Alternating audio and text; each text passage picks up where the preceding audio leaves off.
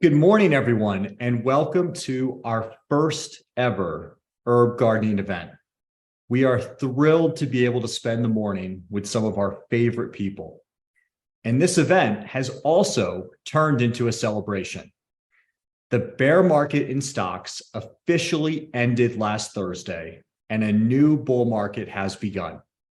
Despite all the negative media and news stories this year, stocks are now up more than 10% for the year and more than 20% from the low reached on October 12th of last year. And although bear markets are not fun, they are part of investing in the stock market, and more importantly, are the best times to add to stock and build meaningful wealth. And that is exactly what we did for you. We used this bear market to purchase stocks repeatedly at the reduced prices. And a great example of this was the Vanguard Growth ETF that you all hold. We bought this repeatedly last year around $205 per share, and that has played out exceptionally well as it closed at about $275 per share yesterday, up more than 30% from the October low we mentioned earlier. Purchasing stock during this bear market has really paid off, and all of your investment accounts are doing exceptionally well as we enter this new bull market. And as usual, we feel very well positioned to take advantage of whatever comes next. Today, we also posted a special episode of Financial Planning Fridays to our YouTube channel and our website with a full review of the bear market and what we expect in this new bull market. Please take 3 minutes to watch it when you have time today. I think you'll find it extremely valuable and something that should be shared with anyone that you care about. Now, I would like to introduce you to Katie. Katie is Crafty Lab's resident sustainability enthusiast and gardening expert. Katie's passion lies in empowering others to create practical and awe-inspiring masterpieces like we're all going to do today.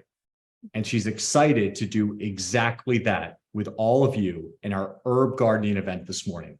Get ready to unlock your inner gardener as we join Katie on a sustainable and green adventure. Katie, thank you for joining us. We are really looking forward to your presentation. Get ready to unlock your inner gardener as we join Katie on a sustainable and green adventure. Katie, thank you for joining us. We are really looking forward to your presentation. Absolutely. Thank you so much, Jerry, for those kind words and the lovely introduction. And I am honestly so excited to be here with all of you. As Jerry mentioned, I love just kind of spreading these, ideas, skills, and sustainability practices. And I love watching people enjoy gardening and crafting and whatever it is that they're doing. I am looking forward to teaching or going through a little bit about herb gardening and the different just general gardening tips and tricks that you can use in your day-to-day, practice. With that being said, I do have a bit of a presentation to help. Here we go here. Just kind of display some of the information there. All right. And just want to confirm that everybody can see everything looks okay in this. Yes, Katie, this is perfect.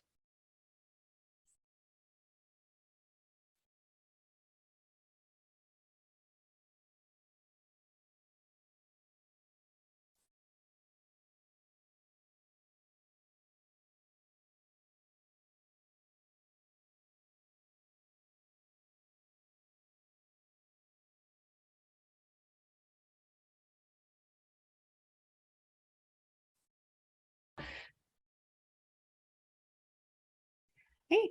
And just for the sake of the recording, I'll just say once more, just some items you're going to want for preparing the soil blocks: just a cup of water, a marker or a pen for labeling your labels here, as it were, and paper towels. And then we're also going to finish, of course, with a Q&A session so that we can discuss and talk about any of your gardening questions and things like that. But first, what are herbs? What are herbs in general? So they are, not every plant obviously is an herb, They are plants that are used specifically for their flavors or their aromas. They are not the primary ingredient in any of the dishes that you would use. So think about your salads. You wouldn't use your herb as a primary salad green because it's just got that strong taste, strong, flavor and things like that. Herbs are the green leafy components of the plant. So you might have an herb, let's say, for an example, a fennel plant. The leaves themselves are considered the herb, but the other parts, like the seeds or the roots, those would be considered spices as they're processed. So it's just that green leafy component. Now, they can be used fresh or dried, and they can also be stored either dried or also dried and kept in the freezer. There are a variety of uses, or reasons that you might want to grow herbs in the garden. First of all, you have medical benefits. There are, a variety of properties that different herbs have. For example, some people like to drink chamomile at night. They find it to be relaxing. You can use them for, just lung cleansing and using herbs medicinally for thousands of years.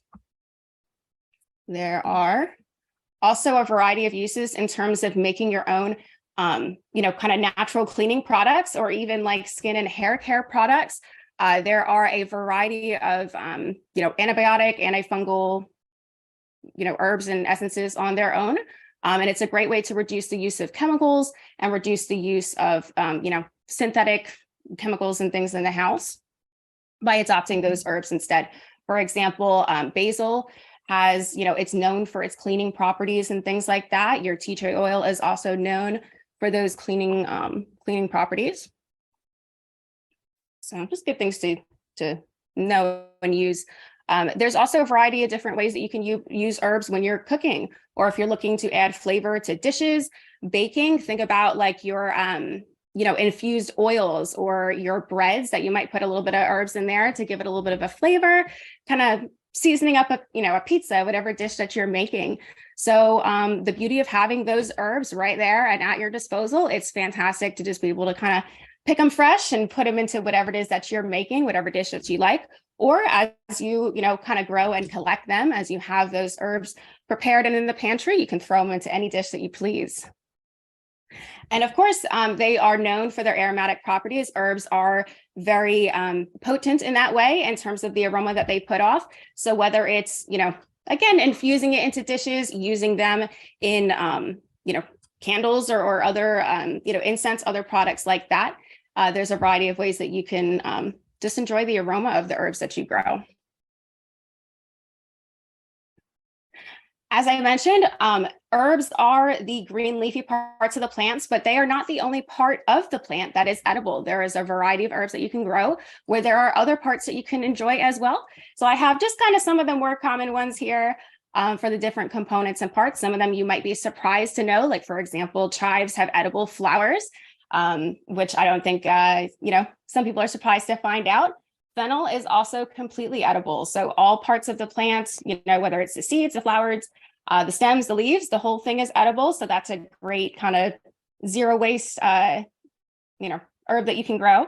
And the horseradish, most people think of the roots, of course, is their go-to, but you can also eat the leaves, the flowers, and the pods, which is pretty cool. There are, of course, a variety of benefits to herb gardening itself.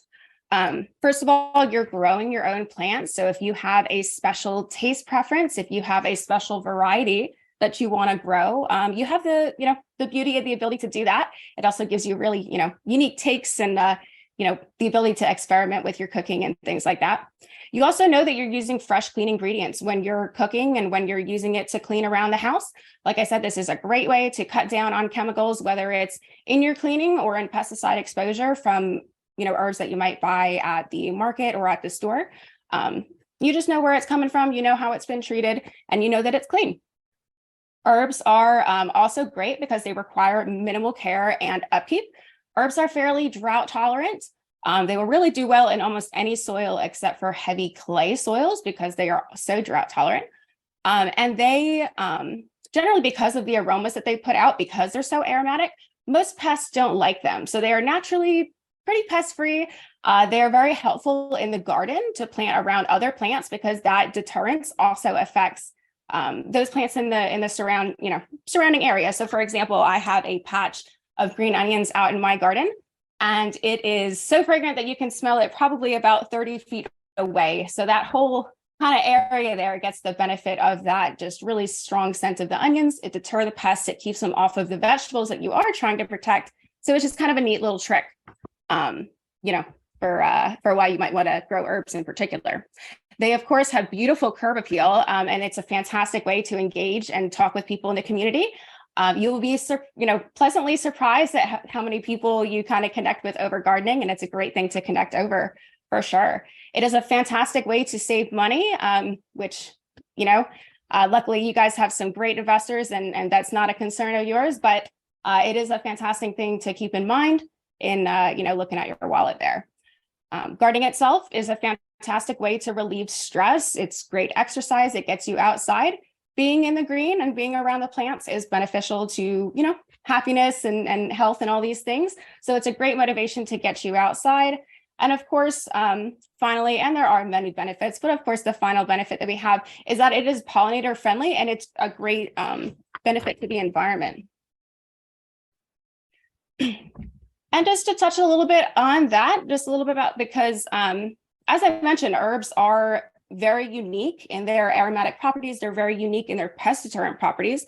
So herbs are actually an integral part of regenerative gardening, which is very important in terms of reducing pesticide use overall, because pesticides kill soil microbes, which then, you need to use fertilizers. The soil is no longer healthy. They also are polluting waterways and are killing neighboring pollinators, which is a huge concern. We need the pollinators to pollinate our food, obviously. So anything that you can do to, reduce your pesticide use, you're also helping the pollinators by growing flowers naturally, which they are feeding on. So just very helpful. And then, of course, invasive plants taking over, leading to habitat loss for those pollinators. So by you growing your herbs, you're not only benefiting the pollinators by giving them a home that is chemical free, but you're also helping your own garden, whatever vegetables or produce you might be trying to grow there. And just a little bit about, just in general, trying to focus on pollinator friendly gardens. It's just a great way to help, your local pollinators and create a beautiful garden. It's also going to help increase the productivity of your own garden, because you'll have those pollinators there and you'll get more fruit out of that. But the wildlife is a sign of a thriving ecosystem. So it's very great to just be a part of that and to enjoy it. It is a rewarding, mindfulness practice. So I hope you enjoy the opportunity to dabble in that as well. I'm gonna skip this guy. Just to touch real quick a little bit about, why we value our pollinators, why it might be something that you are interested in or could appreciate.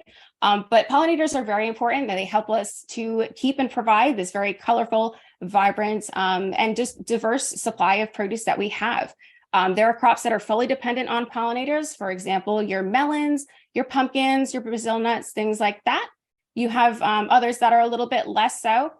But either way, we do love that they're there to do this work for us. We do love all of the beautiful fruit and things that they bear. And if you're growing any of these crops, for example, especially those of you growing the melons and the pumpkins, that's probably, something that's common in your area. You know that it's definitely beneficial to have them and to have their, have healthy numbers in your environment and in your area. So when it comes time to organizing and preparing your garden, there are a few different steps that you're going to do. So the first thing that I always recommend is to, of course, organize your planting schedule. And you want to be sure that you prepare your seeds as appropriate for that planting schedule. So some seeds require what's called cold stratification. The easiest way to do that, it's to just take some sand and kind of moisten it up with a little bit of water, mix the seeds into it, stick it in a plastic bag in the fridge for about a month. It basically just needs a simulated cool period before the seeds will want to sprout. Sometimes they'll even begin sprouting in the fridge, which is fine. You can just take the plastic bag out, plant them right outside. They will be good to go.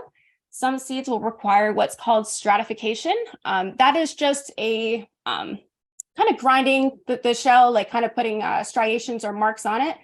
Usually I'll use like a nail file or something simple like that, just to kind of break down that hard coating a little bit. You don't want to go all the way in, but you just want to soften it up so that the water can penetrate and it makes it easier for the seed to sprout. So you just kind of want to coordinate, preparing those seeds with when you want to plant them.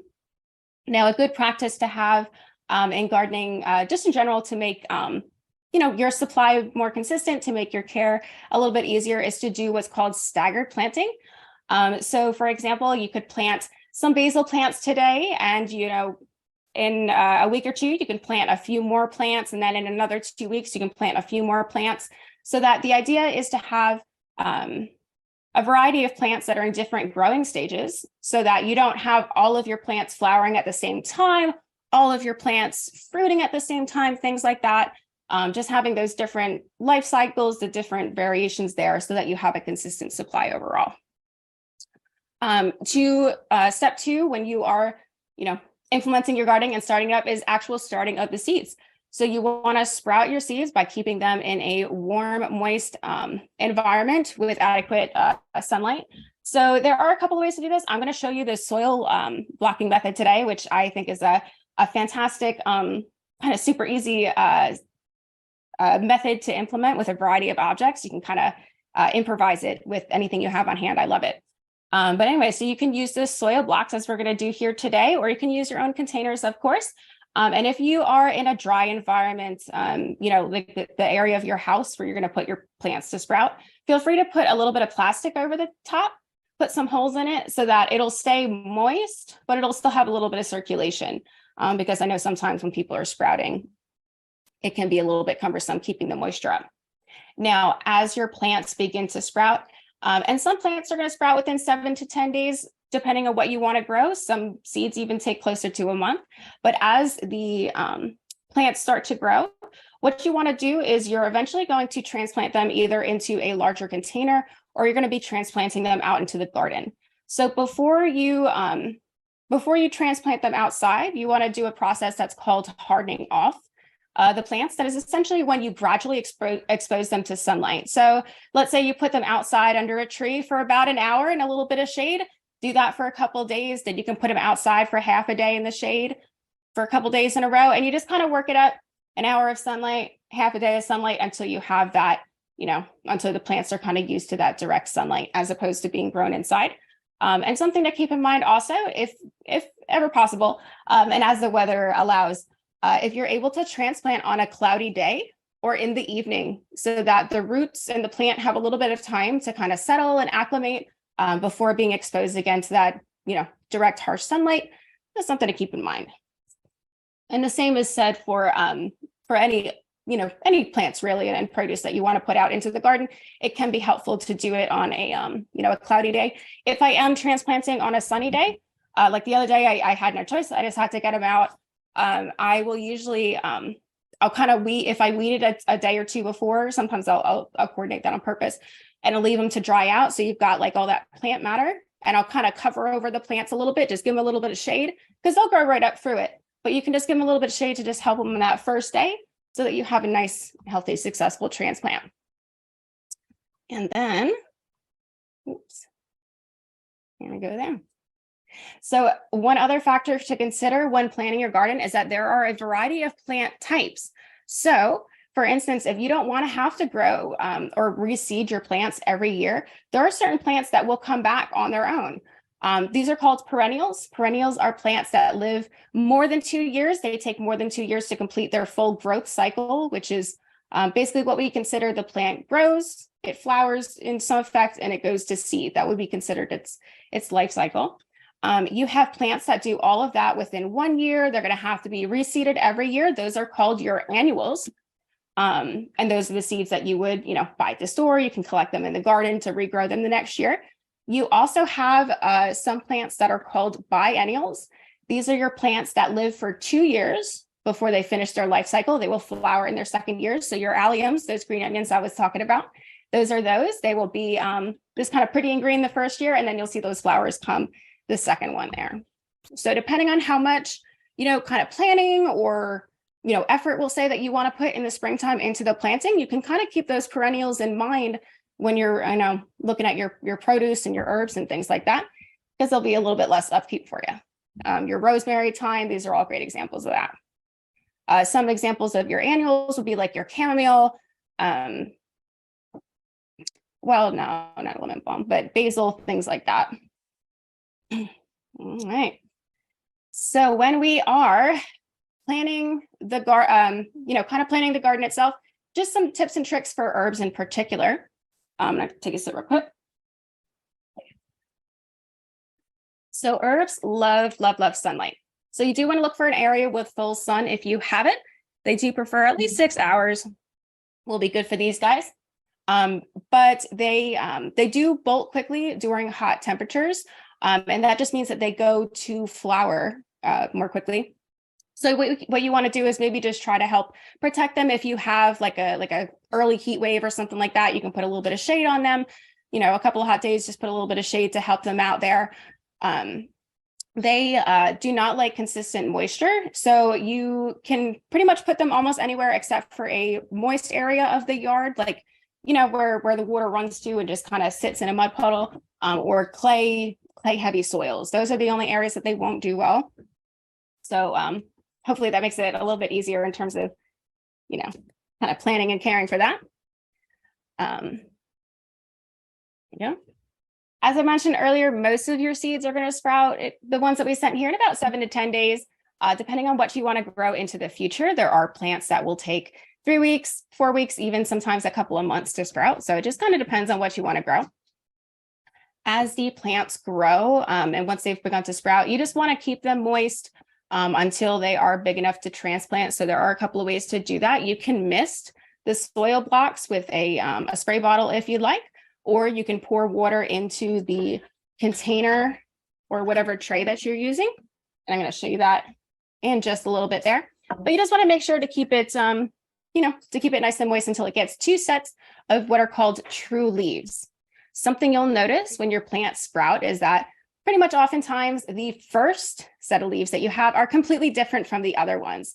So your basil plant, for example, it's got kind of a heart-looking leaf, and then it gets that traditional, kind of round leaf that you think of, kind of like this shape right here, that you think of when you think of a basil leaf. So the mature, full-grown leaves are what you would call those true leaves there. So you just want to keep an eye on that.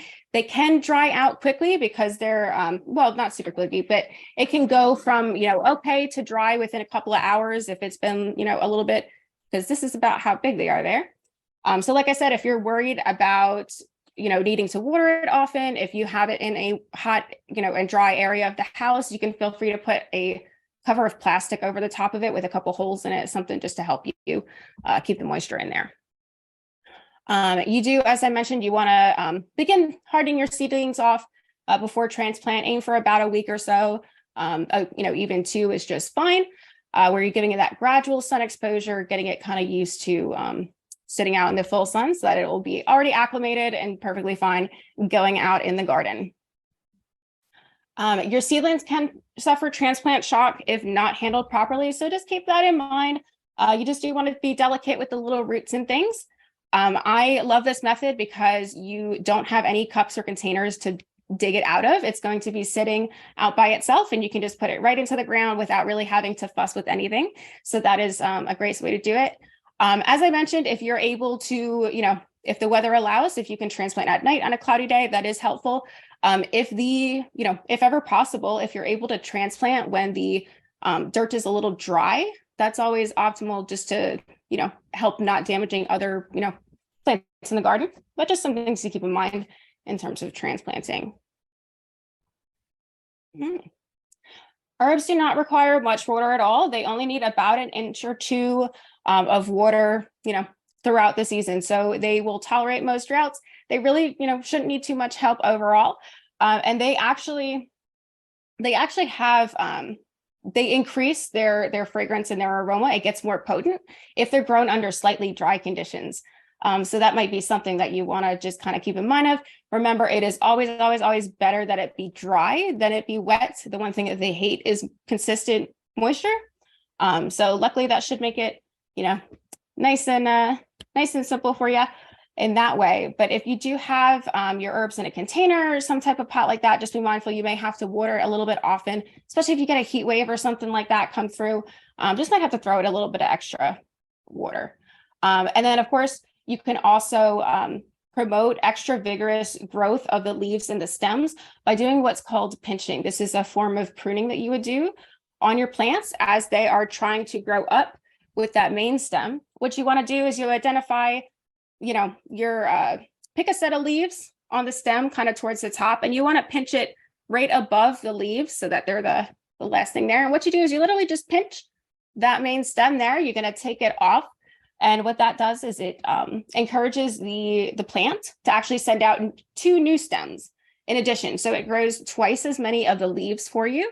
So in terms of collecting and harvesting your herbs, it's going to give you a lot more product to work with there. And this is something that you can do, only a couple times throughout the season. You don't have to do it like, every week or anything like that. It just helps keep it a little bit shorter. So if you're growing any tall herbs, it's definitely helpful for that. And it also just kind of beefs it up, makes it a little bit, more thick in terms of the foliage. So when you are harvesting the leaves themselves, when you're collecting your herbs for enjoyment or processing for whatever use that you have, you just want to be mindful that you want to harvest about 1/3 of the plant and no more than that at any given time. You're just making sure that you're leaving enough greenery for the plant to be healthy and to just bounce back and keep growing and doing its thing, totally undisturbed. As I said, the pests are really not interested in herbs for the most part. So luckily you won't really have a lot of competition in that regard, which is great. You do want to aim to harvest the herbs mid-morning. You want to look for basically the dew to dry. And as soon as you can collect it up, go ahead and go out there and grab it. You want to grab it while the oils are the most potent, because the oils in the herbs, that's essentially what's giving it those, flavors and aromas. So it's all nice and highly concentrated because it's early in the day. And as I said, if you keep your plants under slightly dry conditions, it'll also keep those oils extra concentrated for you. And something to be mindful of, especially those of you growing annuals and some of those more prolific cedars, you want to be sure to do what's called deadheading flowers throughout the season. So essentially, as a flower opens up and then fades away, you want to remove that flower so that it isn't able to self-seed in the garden, because it will self-sow. And next year you will have a whole bunch of flowers kind of in that surrounding area. Now, of course, if you don't want to have to replant your annuals, you can let them go and then they will plant themselves for you, as it were, let Mother Nature do her thing. But if that's something that you don't want to have to really work to control very vigorously, you just want to be sure to deadhead those flowers as they kind of fade off. Also something to be mindful of, just in terms of if you are interested in planting, for example, like your mints, anything from the mint family, they spread prolifically in the garden. They actually spread underground, sending out what are called runners. So you want to make sure that you plant those in containers or have them in a very controlled area, whatever possible, because if you do plant them out in the lawn, they can kind of spread and get out of control. So just be mindful of that. Special care there. And then if everybody has their supplies ready, I am so excited to show you guys how to make what we like to call soil blocks. So I'm going to switch my camera over real quick, and I want to run through just some supplies and ingredients and things that you can have handy for this next part here, as we're making and starting our very own herb garden. You're going to want just a glass of water is fine. It doesn't have to be a lot, maybe about 2 cups of water, give or take. You're going to want to have a pen or some type of marker so that you can label the plants as they are planted here. And then also paper towels. It's always helpful, just because, never know where the dirt's going to go, never know where the water's going to go. It's always helpful to have some paper towels on hand as we start our soil blocks. So what I'm going to do is, there's only a few things that we need at the very start here. So I do recommend that you take the signs. You can kind of put those out of the way. We don't need the seeds just yet. We'll save those and we'll kind of plant them all at once. So you can put those to the side for yourself. If you want to go ahead and throw the gloves on as we get ready here, I've got my tray that we're going to be putting our soil blocks into. I've got my cup of water right here. We've got our soil. We've got kind of a cereal bowl looking situation here with our funky spoon. So these guys are going to stay right here. And we've also got this funny looking cookie cutter and coaster combo going on. So we're going to grab all these things. You can go ahead and throw your gloves on, like I said. And we are going to start our very own soil box here. So essentially what we're going to do is we are going to mix the soil and the water to make just a little bit of a slurry. We don't want it to be too wet because, you know, like you don't want the water like running out at the bottom, we'll say. But we're just going to mix the two here together. Let me get my other glove on. All right. Do be mindful when you open these up, these can settle a little bit during packing. So just kind of break it up a little bit, shake it up before you start pouring it out so that it doesn't make a mess on your desk. I usually just kind of open it up, get some air in there, and then I'll just kind of squeeze it a little bit. I got to put this camera up a little bit higher, I think. So like I said, we're going to start by making a slurry. So I just kind of pour in a little bit of dirt here. It's going to take a couple of rounds. So I don't like to put in too much dirt so that you don't have to worry about being too clean. All right. Then we're going to add in just a little bit of water at a time until you kind of start to see it running out the bottom. Like I said, we don't want too much. We're just going to make a little bit of a slurry here. So I just kind of want to be able to see it sitting at the bottom there. Because then what I'm going to do is I'm going to mix it in. And we're going to get this dirt here nice and moist. And this is going to be the perfect texture and the perfect consistency and moisture for starting our seeds. Now, this is a great method that you can use for pretty much any produce that you want to grow in the garden, even the really big ones. You just need a bigger soil block there because these guys will just sit here. And you really don't have to water them all too much. It's great until you're ready. All right, so I've got definitely a little bit of extra water at the bottom. Luckily, not too much, but not looking for quite that much. But you know, that's pretty much it. Where you can see it's got now kind of a bluish tint to the mud, right? It looks a lot thicker. So basically, what we're going to do is you're going to take your coaster and put the cookie cutter on top. I like to hold it at an angle diagonally, right over the bowl, so that you can take your spoon and we're going to squish this mud into the shape here. Squish, squish, squish. And this is how we're going to make our soil blocks. So because we're putting this pressure on it as we're squishing it down, it's compacting the dirt together, so it'll keep its shape for a couple of weeks. Like I said, we've got all this beautiful water that we just added in, so it's a nice, perfect moisture to sprout your seeds. So I'm just going to fill it up. And you're going to squeeze the extra water out. Like I said, I like to hold it diagonally so the water just runs back into the bowl. And then ultimately, once you've filled it up, you can see how when you have a little bit of extra water, how it just kind of makes it a little bit more difficult there. All right. Let's say this guy was completely full. All you got to do to get it out of here and into your container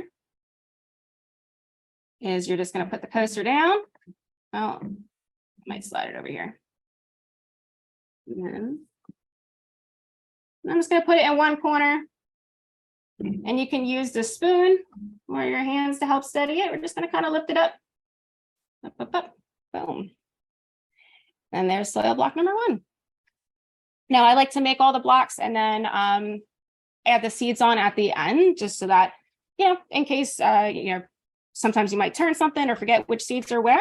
So that's just what I recommend, especially if you're making a large, if you are planting a large group of seeds at a time, you know, like say you're making 100 of these guys, it definitely is easier to just kind of label as you go. So that's just something I recommend. Now, of course, as the plants start to sprout, you will see what they are. And as you are growing these plants more and more, you will be familiar with what they look like and stuff like that. So you'll be able to identify them just on site alone, of course. We're just mixing, re-adding in the dirt, re-adding in the water until we get, oops, till we get our container full here. Now, I do recommend that you leave a little a space between the blocks, enough like kind of a channel is how I describe it, because you want to allow the water to run through. Because one of the easiest ways to water this is just to pour water right down into the tray. The soil blocks will soak it up without you having to do anything. So as long as there's room for the water to run between the blocks, it'll just kind of take care of itself. Otherwise, you can, with a spray bottle, you can mist these as they're growing. And what's going to happen is you'll notice as they grow that they're going to, they're going to require water at different regularities, right? So like before they sprout, you're probably only going to need to water this maybe every 2 or 3 days. You just pour a little bit of water in. Like I said, it'll just soak it right up. When the plants start to sprout, it's still only going to be about every 2 days. It's not going to change so much, but you'll notice into the next week after that, eventually it's going to get to a point where you're pretty much watering it every day, because you have a couple of larger plants. You're also within a few weeks, you're going to notice that you have you're going to have like several seedlings in each soil block. So what you want to do is you just want to thin them out. So you can keep 2 per soil block. That's totally fine. Am I on a camera? I'm sorry. So you can keep 2 per soil block, but you just want to make sure you don't really have any more than that, because it can cause overcrowding if you're in a container or when you go to put it into the garden. And it sounds like you have a cookout coming up. So that would be a perfect time, even the hour before, you can just kind of thin out your seedlings there and use those leaves. Of course, any, extra greenery and leaves and stuff that you get in the garden are great for composting or, adding to the dirt. You can plant it directly in the dirt if you'd like to allow it to break down and just add all that nutrition back for your plants and stuff like that. Save you even more on fertilizer and chemicals and all those things. So it's just a great way to kind of handle that. And I'm sure if you have a compost pile, familiar with collecting all those scraps and things for that. And then just some tips here for when you are ready to plant your seeds. You'll notice that these guys are pretty small. Let me open them up. And so you just want to make sure, because these guys are so small, we actually don't want to plant them underneath the soil here. We're actually going to keep them on top. So, let me get it out. There we go. There we go. All right. So I don't know how we can see that, but these guys are pretty small.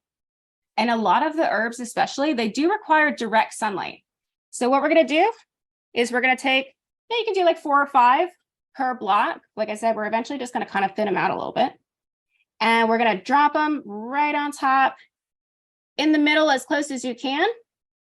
Because of course, as it grows, you want the roots to try to stay in the middle so that it keeps it a nice solid block there. Well, we're going to put our seeds right on top. Let's see if I can get that in camera. There we go.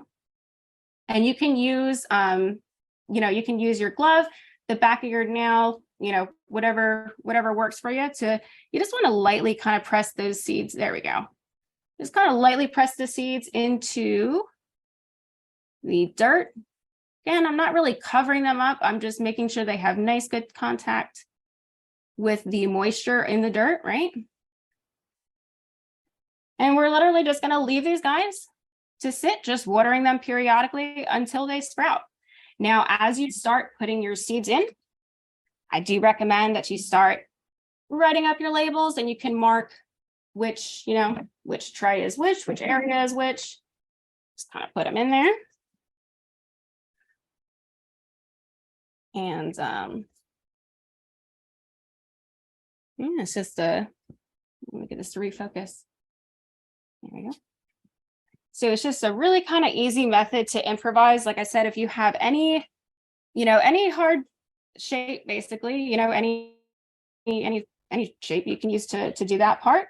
The coaster is really just a flat object. It's like super easy to improvise. There's no containers to keep on hand. So I just love this, and I find it to be so helpful, and just kind of a easy, no storage way of starting seeds in the garden. And I certainly hope that you do too. And I certainly hope that you, enjoy starting your garden here and starting your herbs. And as you continue to plant them, I would love to open the floor if anybody has any questions. If there's anything that you'd like to discuss, feel free to do that as well.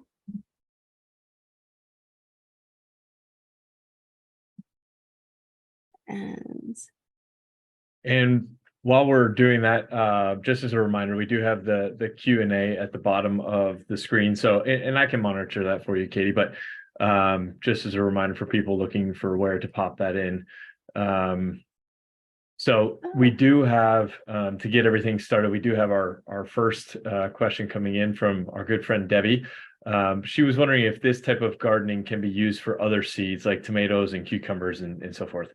Oh my gosh, yes. Oh my gosh, yes, absolutely. I use it for probably almost everything that I sprout now. Some of the bigger stuff that gets a little bit funky just because you need such a big size. For example, your pumpkins and your melons, those you are going to want to put in the dirt. So it takes a little bit of a different manipulation. But yeah, I use it to start almost everything. And like I said, it's a little bit easier in some vegetables and some produce still are just not happy about being transplanted, but it is a little bit easier on, for example, I think like cilantro and things like that. It's just a little bit easier because there's no removing it from the container. You really don't manipulate the roots at all. You're literally just putting it into the ground. So this, hopefully will be helpful for those sensitive vegetables as well. You can give it a try. Excellent. The next question we have is from our good friend Bob, actually just from down the road here in Wayne. But what was the dirt composition that we used? So this is a oh gosh,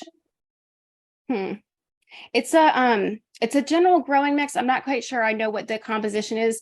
It is not a starter mix because they can be a little bit heavy on I believe it's the nitrogen in that regard. But this is a general growing mix. Absolutely. And again, I also don't use anything fancy when I do this. I just grab the dirt from outside because it's already kind of acclimated, and having because of the way that we add moisture and kind of get everything together, the seeds just really kind of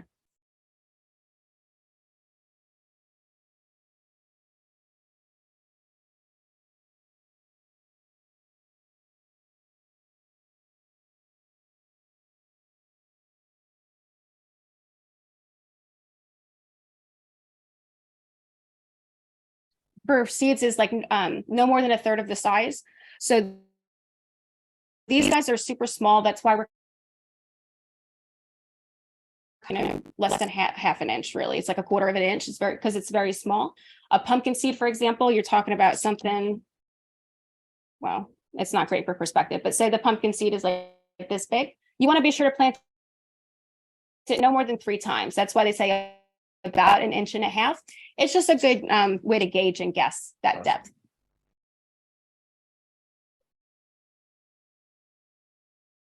Perfect. Thanks, Brooke. Any additional questions? I think that might be, oh, sorry, we have one additional coming in from Mike. He was wondering, when you harvest your herbs, is it better to cut the stem or pull off the leaves, or does that not matter? It's a matter of your preparation, we'll say, believe it or not. So if you want to dry them and leave them out, it's easiest to have it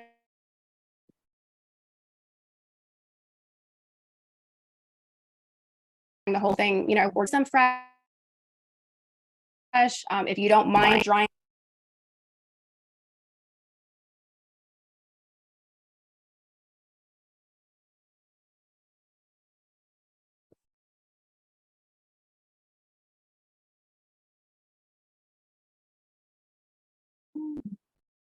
Definitely.